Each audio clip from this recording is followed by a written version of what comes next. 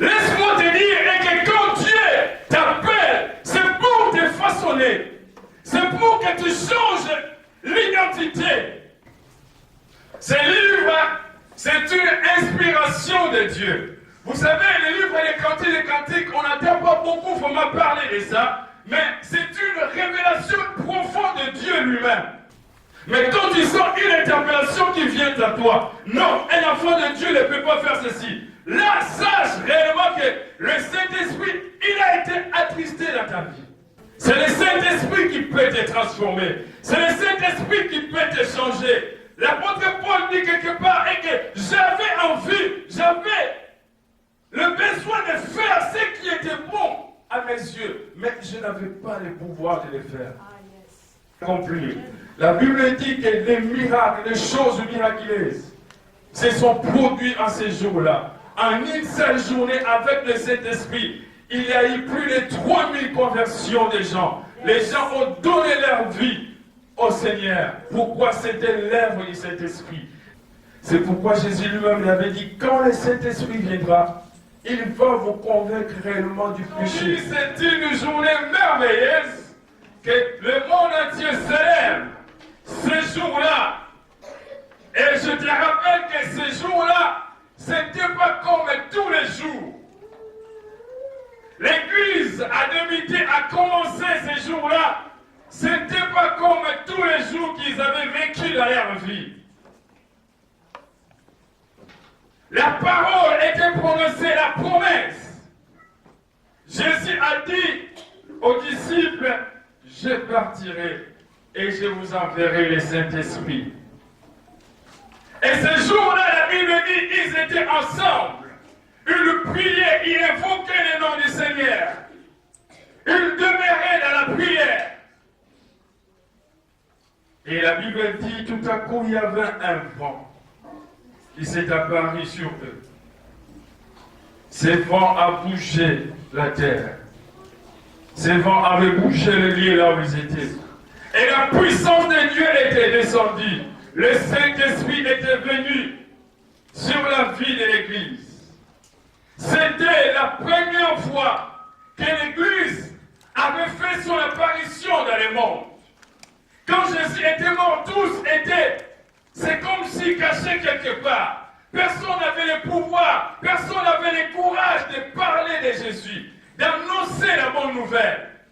Mais ces jours-là, quand le Saint-Esprit était descendu sur eux, la Bible déclare, il y avait une différence totale. Les gens qui n'avaient pas le pouvoir, la possibilité de parler, ils avaient parlé, ils ont annoncé la bonne nouvelle. Et c'est le même Saint-Esprit aujourd'hui qui parle aussi dans l'Église de Dieu. C'est le même Saint-Esprit qui existe pour conduire l'œuvre de Dieu. C'est le même Saint-Esprit aujourd'hui qui fait que les hommes puissent parler de la part de Dieu. Et les prophètes l'avaient prophétisé avant, que c'est poussé par l'Esprit que les hommes ont parlé de la part du Seigneur. Voilà pourquoi cet après-midi, j'aimerais qu'on partage ce thème transformé par l'Esprit. Transformé par l'Esprit. Oh voilà, nous avons choisi ce thème parce que nous sommes en ce jour pour penser que nos pensées soient connectées à ce jour-là. Oui, c'est pas seulement qu'aujourd'hui nous pouvons penser cela dans notre vie, mais dans la vie de croyants, dans la vie de chrétiens, le Saint-Esprit habite en toi permanent. Alléluia. Tu as le Saint-Esprit avec toi. La Bible déclare qu'à tous ceux qui l'ont reçu, il les a donné le pouvoir de devenir enfants de Dieu. Et comme nous sommes devenus enfants de Dieu, cette promesse qui est apparue ces jours-là, à chaque enfant de Dieu, quand tu reçois Jésus en toi et le Saint-Esprit vienne en toi pour vivre ensemble avec toi, pour faire les choses de Dieu ensemble avec toi. C'est lui qui façonne la vie de quelqu'un, c'est lui qui transforme la vie de quelqu'un qui est appelé en Jésus-Christ. Nous n'avons pas beaucoup de temps, nous allons voir quelques transformations dans la Bible d'une personne. C'est tellement un mystère que nous allons partager dans le livre de Cantique des Cantiques, les chapitres 1er, les versets 5 à 6. Cantique des Cantiques, chapitre 1er, les versets 5 à 6. Je les lis dans le nom de Jésus. Je suis noire, mais je suis belle, fille de Jérusalem. Comme les tentes de Kédar, comme les pavillons de Salomon. Ne prenez pas garde à mon teint noir, c'est le soleil qui m'a brûlé. Les fils de ma mère se sont irrités contre moi, ils m'ont fait gardien de vigne. Ma vigne à moi, je ne l'ai pas gardée. Alléluia. Amen. Ça, c'est la parole de Dieu. Cantique des Cantiques, chapitre 1er, à partir du verset 5. Ce livre, c'est une inspiration de Dieu. Vous savez, le livre des Cantiques, on n'entend pas beaucoup, il faut m'en parler de ça, mais c'est une révélation profonde de Dieu lui-même. Il y en a d'autres qui l'interprètent de leur manière, dit que oui, Salomon avait parlé. C'est un livre que Salomon avait écrit pour sa fiancée, la Sulamite, qui aimait beaucoup, qu'elle aimait beaucoup. Elle a écrit des choses belles à son sujet, à son égard. Et là où nous avons lu ce passage, c'est la Sulamite elle-même qui parle. Quand je dis que c'est une révélation de Dieu, oui, Salomon a parlé pour sa femme. Mais de plus, quand Dieu veut nous révéler des choses, c'est pareil comme Dieu parle aussi pour son Église. Parce que l'Église de Dieu est comme l'épouse de Dieu. Christ est l'époux et nous les enfants de Dieu, nous sommes comme les épouses. Et c'est de cette manière, de cette révélation, qu'en tant qu'enfant de Dieu, quand tu lis ces Écritures, de les voir de cette manière aussi. La jeune fille témoigne et que ne regardez pas mon teint noir. Ne regardez pas tel que moi je suis. Mais tel que moi je suis, c'est le soleil qui m'a brillé. C'est le soleil qui m'a fait ce que moi je suis. De ce que vous me voyez. Mais en moi, je suis la plus belle fille de toutes les filles de Jérusalem, de toutes les filles d'Israël. Pourquoi il dit ça? La Bible veut seulement nous révéler par là, et que quand la jeune fille dit « Ne regardez pas mon teint noir, c'est le soleil qui m'a brillé », c'est un mystère de Dieu. Des fois, nous venons en Dieu, on a été appelés par Jésus-Christ. Si nous sommes appelés par Jésus, et Dieu nous appelle pour être transformés. Vous allez voir, l'apôtre Paul dit dans Galates chapitre 6, les versets 17, « Tel que vous me voyez moi, sur moi, je porte la marque de Jésus-Christ. Je porte ce qui est de Dieu. » Pourquoi? Parce qu'il avait vécu une transformation. L'apôtre Paul, il a été connu avec un nom Saoul, les persécuteurs des églises. Il tuait, il combattait l'église. Il prenait des mandats d'arrêt contre les fidèles de Jésus-Christ de plusieurs villes. La Bible raconte même qu'il avait assisté à la mort quand on lapidait l'apôtre Étienne.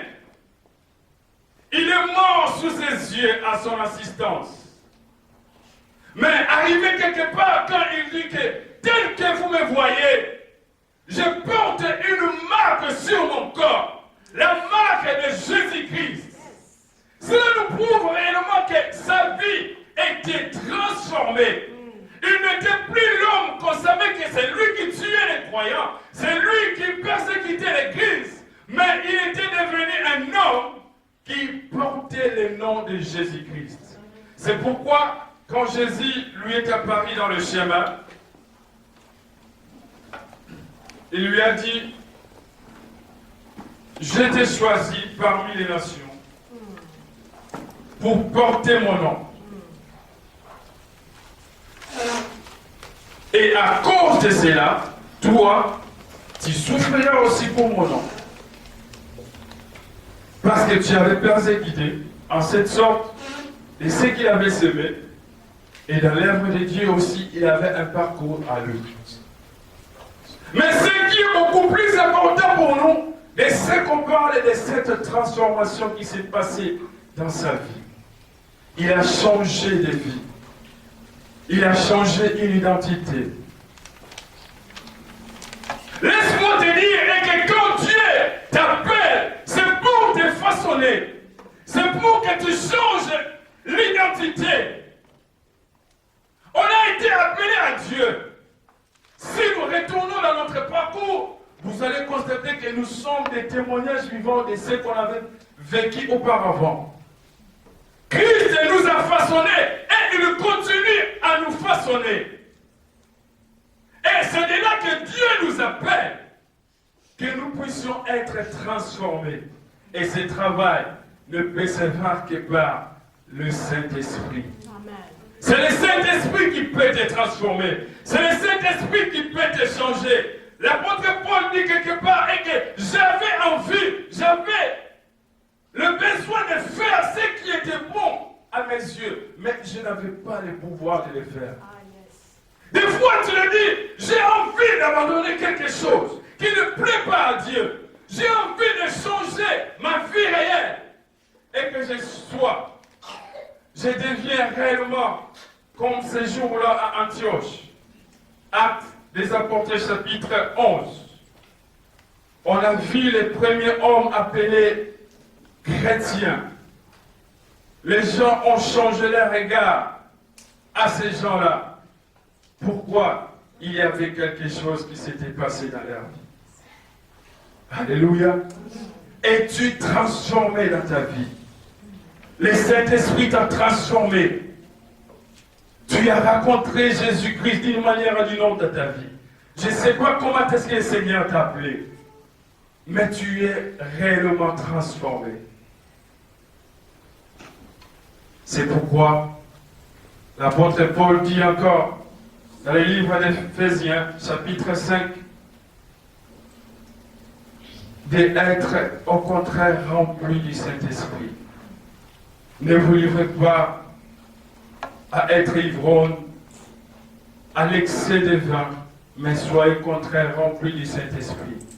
Parce que le Saint-Esprit, quand il vient dans la vie de l'homme, il combat tout ce qui est de la chair. Il va faire la part des choses. C'est pourquoi Jésus lui-même avait dit, quand le Saint-Esprit viendra, il va vous convaincre réellement du péché. Et c'est pourquoi dans la vie d'un chrétien, tu dois faire chaque fois cette distinction.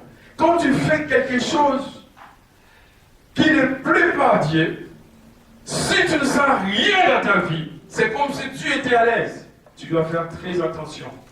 Mais quand tu sens une interpellation qui vient à toi, non, un enfant de Dieu ne peut pas faire ceci. Là, sache réellement que le Saint-Esprit, il a été attristé dans ta vie.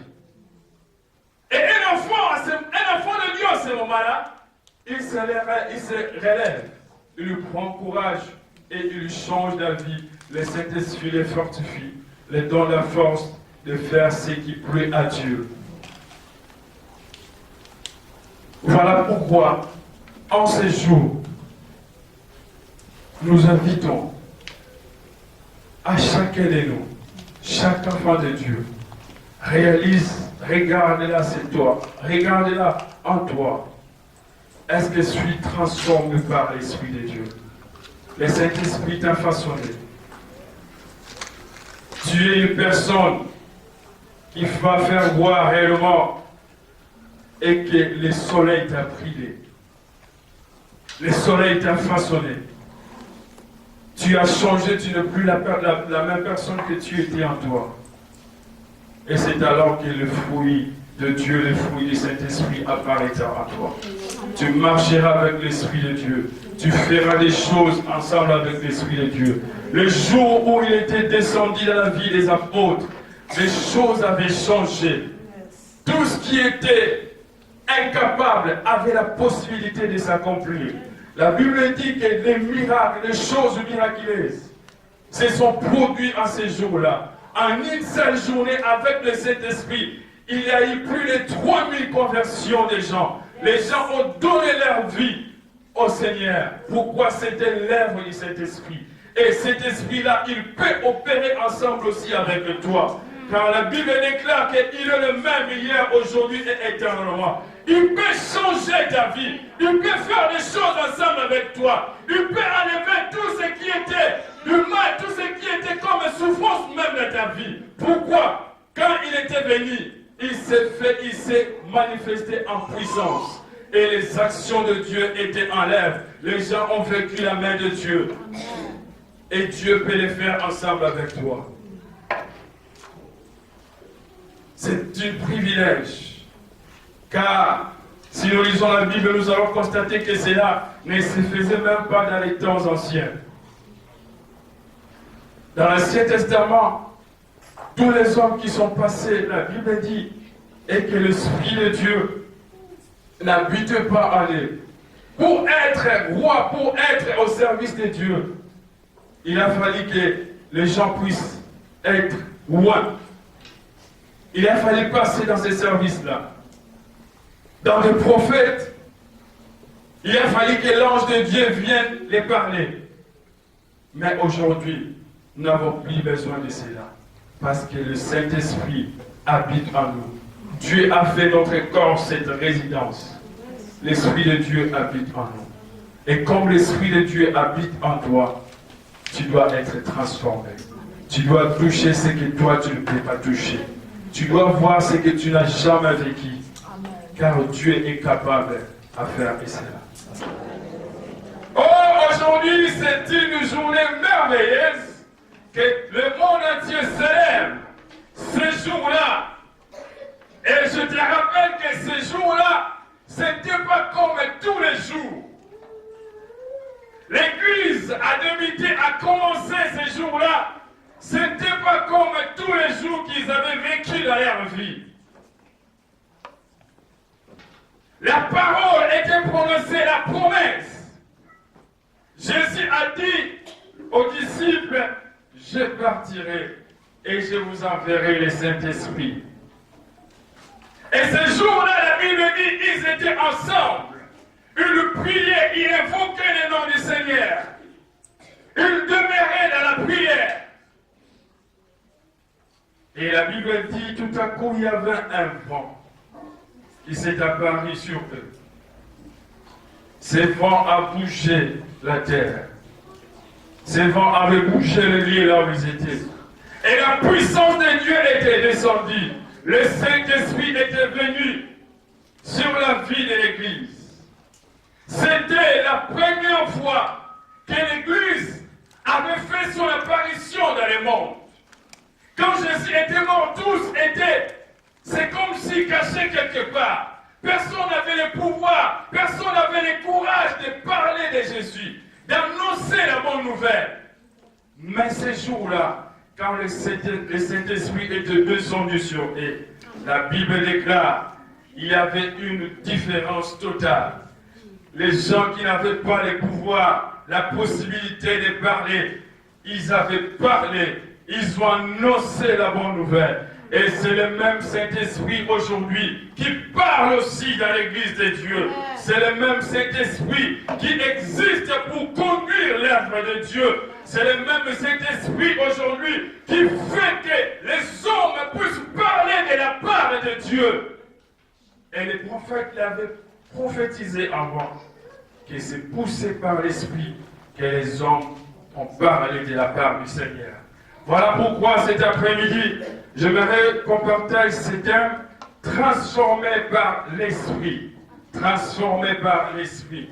Oh voilà, nous avons choisi ce thème parce que nous sommes en ce jour pour penser que nos pensées soient connectées à ces jours-là.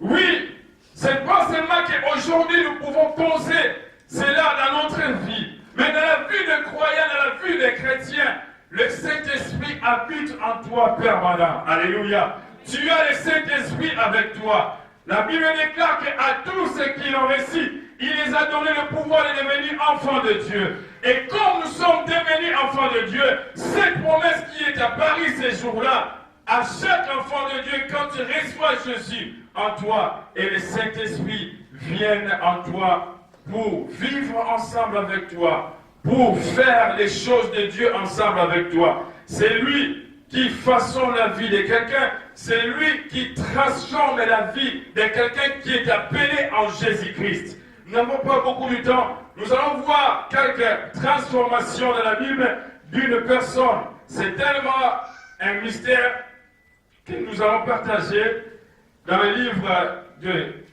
Cantiques des Cantiques, les chapitres 1er, les versets 6, les versets 5 à 6. Cantiques des Cantiques, chapitre 1er, les versets 5 à 6. Je le lis dans le nom de Jésus. Je suis noire, mais je suis belle, fille de Jérusalem. Comme les tentes de Kédar, comme les pavillons de Salomon. Ne prenez pas garde à mon teint noir, c'est le soleil qui m'a brillé. Les fils de ma mère se sont irrités contre moi. Ils m'ont fait gardien de vie. Ma vie à moi, je ne l'ai pas gardée. Alléluia. Ça, c'est la parole de Dieu. Cantique des Cantiques, chapitre 1er, à partir du verset 5.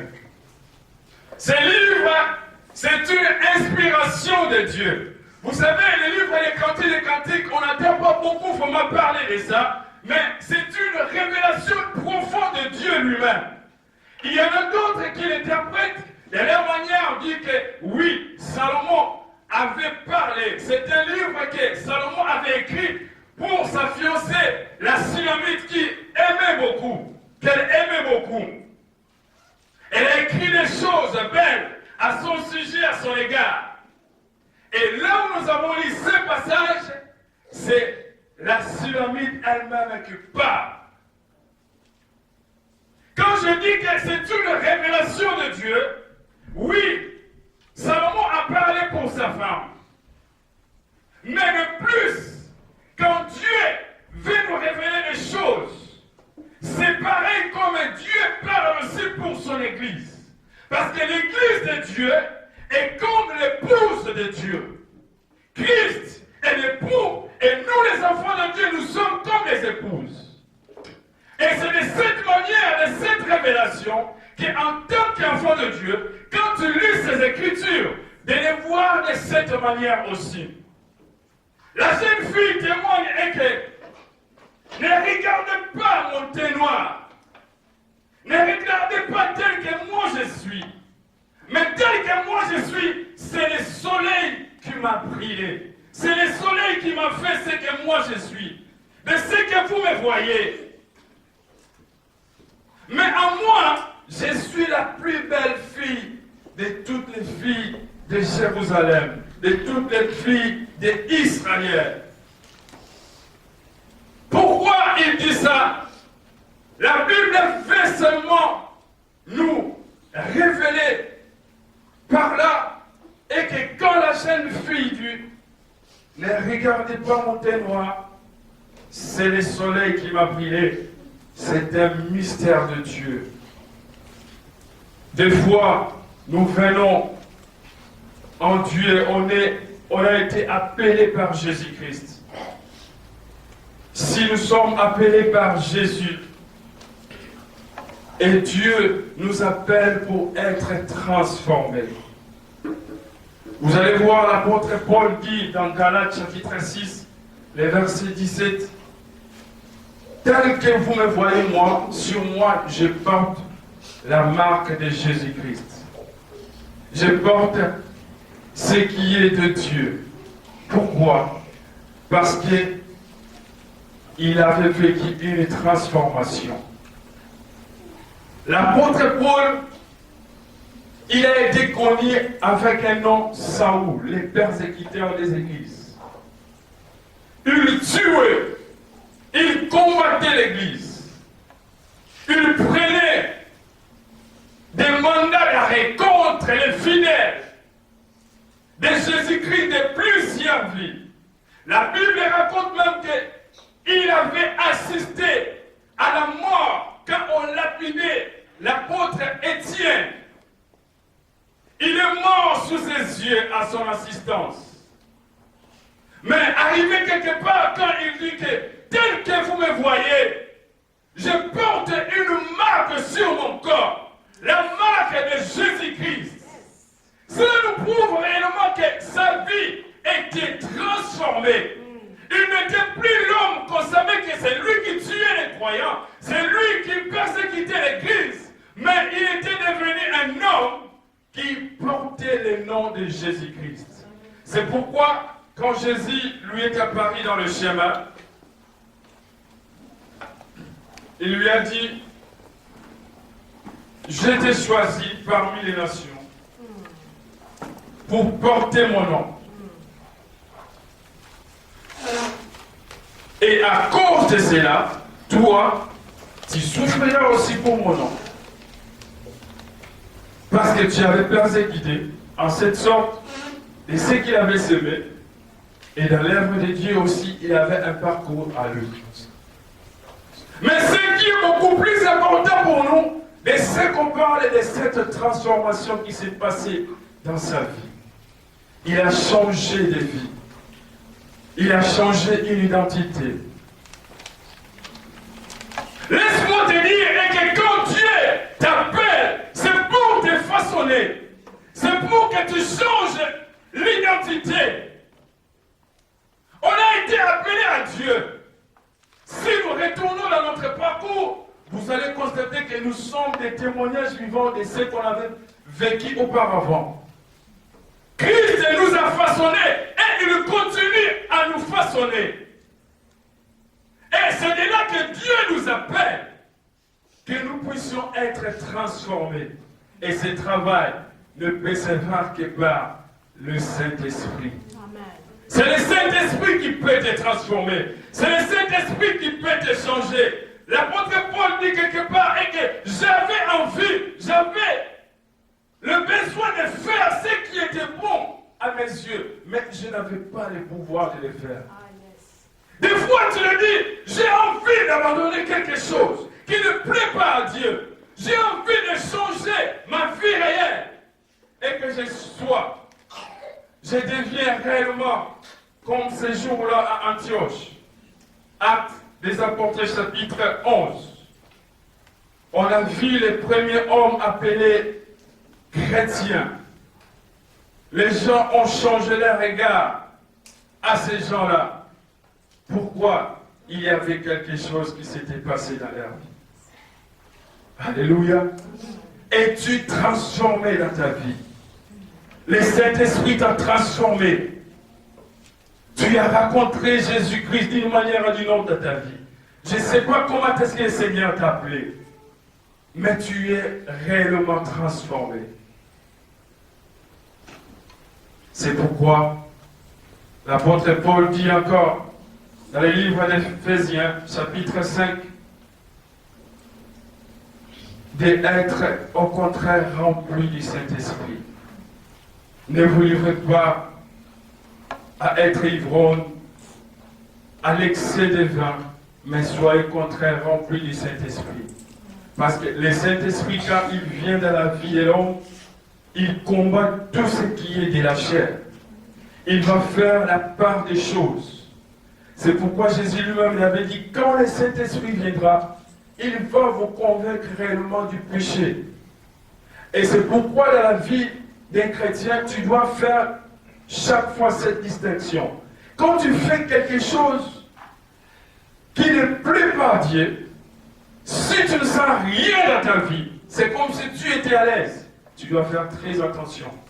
Mais quand tu sens une interpellation qui vient à toi, non, un enfant de Dieu ne peut pas faire ceci. Là, sache réellement que le Saint-Esprit, il a été attristé dans ta vie. Et un enfant ce moment-là, il se relève, il lui prend courage et il lui change la vie. Le Saint-Esprit les fortifie, les donne la force de faire ce qui plaît à Dieu. Voilà pourquoi, en ces jours, nous invitons à chacun de nous, chaque enfant de Dieu, regarde-la, c'est toi, regarde-la en toi. Est-ce que je suis transformé par l'Esprit de Dieu? Le Saint-Esprit t'a façonné. Tu es une personne qui va faire voir réellement et que le soleil t'a brillé. Le soleil t'a façonné. Tu as changé, tu n'es plus la même personne que tu étais en toi. Et c'est alors que le fruit de Dieu, le fruit du Saint-Esprit apparaîtra en toi. Tu marcheras avec l'Esprit de Dieu. Tu feras des choses ensemble avec l'Esprit de Dieu. Le jour où il était descendu dans la vie des apôtres, les choses avaient changé. Tout ce qui était incapable avait la possibilité de s'accomplir. La Bible dit que les miracles, les choses miraculeuses se sont produites en ces jours-là. En une seule journée, avec le Saint-Esprit, il y a eu plus de 3000 conversions des gens. Les gens ont donné leur vie au Seigneur. Pourquoi? C'était l'œuvre du Saint-Esprit. Et cet esprit-là, il peut opérer ensemble aussi avec toi. Car la Bible déclare qu'il est le même hier, aujourd'hui et éternellement. Il peut changer ta vie. Il peut faire des choses ensemble avec toi. Il peut enlever tout ce qui était du mal, tout ce qui était comme souffrance même de ta vie. Pourquoi? Quand il était venu, il s'est manifesté en puissance. Et les actions de Dieu étaient en l'œuvre. Les gens ont vécu la main de Dieu. Et Dieu peut les faire ensemble avec toi. C'est un privilège. Car si nous lisons la Bible, nous allons constater que cela ne se faisait même pas dans les temps anciens.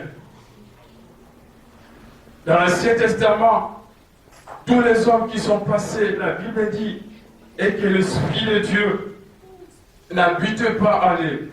Pour être roi, pour être au service de Dieu, il a fallu que les gens puissent être rois. Il a fallu passer dans ces services-là. Dans les prophètes, il a fallu que l'ange de Dieu vienne les parler. Mais aujourd'hui, nous n'avons plus besoin de cela. Parce que le Saint-Esprit habite en nous. Dieu a fait notre corps cette résidence. L'Esprit de Dieu habite en nous. Et comme l'Esprit de Dieu habite en toi, tu dois être transformé. Tu dois toucher ce que toi tu ne peux pas toucher. Tu dois voir ce que tu n'as jamais vécu. Car Dieu est capable à faire cela. Est-ce que tu peux t'élever là où tu es? Nous allons encore invoquer ces noms-là, invoquer. Et que le Saint-Esprit de Dieu, c'est lui qui règne, c'est lui qui est à Paris ces jours-là. C'est lui qui est venu glorifier le nom de Jésus. C'est lui qui est venu transformer la vie des apôtres, la vie des disciples. Ces jours-là, c'est lui qui est capable. Élève ta voix, commence à prier le Seigneur, bénis ce Dieu-là. Dis-lui, Seigneur, merci parce que c'est toi qui as voulu que cette parole s'accomplisse ces jours-là de la vie des disciples. C'est toi qui as voulu que ces jours-là puissent être une journée spéciale pour eux. Et que le monde entier puisse savoir. Et que la ville de Jérusalem, le Samarie puisse reconnaître réellement. Et que Jésus-Christ qui était mort, qui était crucifié, ressuscité, qu'il était vivant parmi son église, qu'il était vivant parmi les apôtres. Lui qui est Dieu, qui ne change pas. Amen. Que Dieu vous bénisse.